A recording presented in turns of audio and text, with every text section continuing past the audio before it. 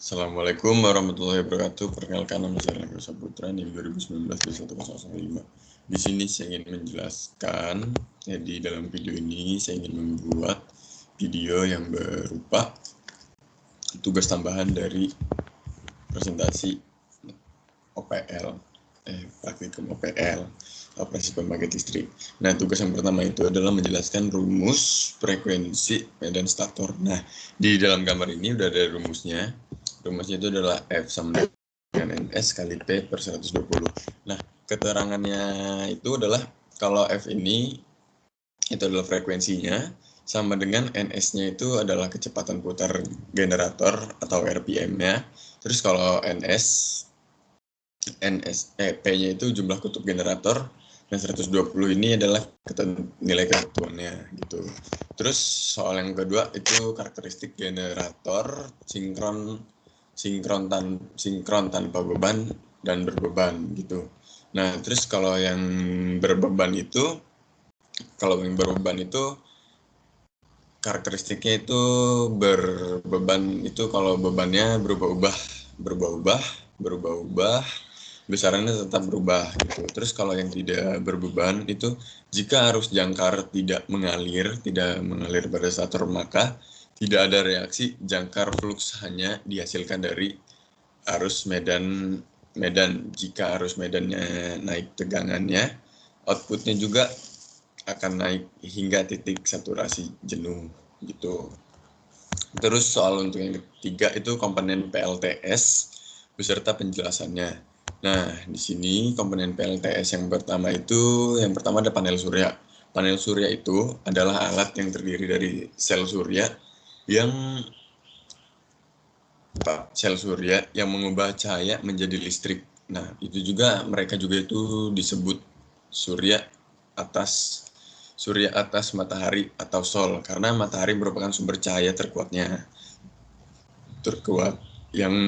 yang dapat dimanfaatkan. Nah, terus komponen yang kedua itu ada SCC. SCC itu ada kepanjangannya itu Solar Charge Controller.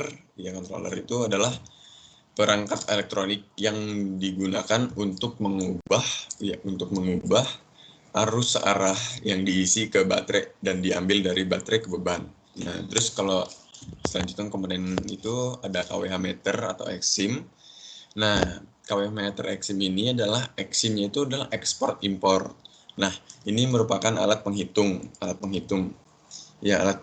pemakaian energi listrik yang terpasang pada rumah pelanggan PLN dan memiliki fungsi untuk mencatat besaran produksi atau ekspornya dan konsumsi atau impornya pelanggan gitu. Terus ada inverter. Inverter itu termasuk rangkaian elektronika daya yang biasa berfungsi untuk melakukan konversi atau mengubah tegangan DC. DC itu adalah searah menjadi tegangan AC atau bolak-balik. Nah, terus selanjutnya ada baterai. Baterainya itu fungsinya itu adalah menyediakan arus listrik bagi peralatan elektronik.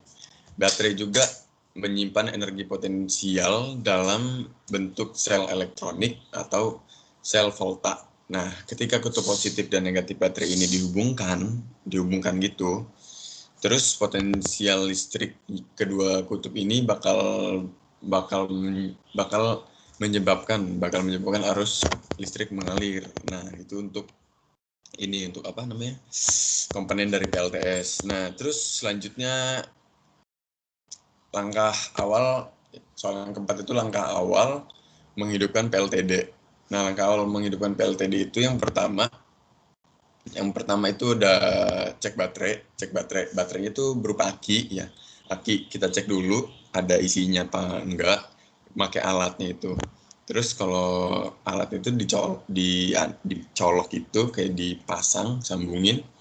Kalau ampernya jarum jamnya ke arah sini, kita baca yang paling atas. Kalau hijau itu emang full, kalau merah lower, yang kuning sedang, yang putih itu full banget. Terus ada cek tangki bahan bakar. Cek tangki bahan bakar itu ada di atas mesin diesel di sini, di atas sebelah kanan warna kuning. Bahan bakar itu di situ kita ceknya dari sebelah kiri ya, ada pipa gitu, kita cek di situ ada ketentuannya juga. Nah, terus cek filter udara. Filter udara itu ngeceknya cukup kita lihat aja gitu kan, cukup kita lihat. Nah, terus cek juga keadaan motor starternya. Motor starternya itu ada di sebelah kanan. Ya, ada di sebelah kanan, kira-kira udah pas atau belum. Terus cek turbochargernya. Turbochargernya itu ada di bagian, kalau nggak salah bagian bawah sih. Ya, mungkin itu cukup sekian yang bisa saya sampaikan. Apabila ada salah kata atau penempatan kata yang tidak saya ucapkan benar, mohon dimaafkan. Wabillahi taufiq wal hidayah. Wassalamualaikum warahmatullahi wabarakatuh.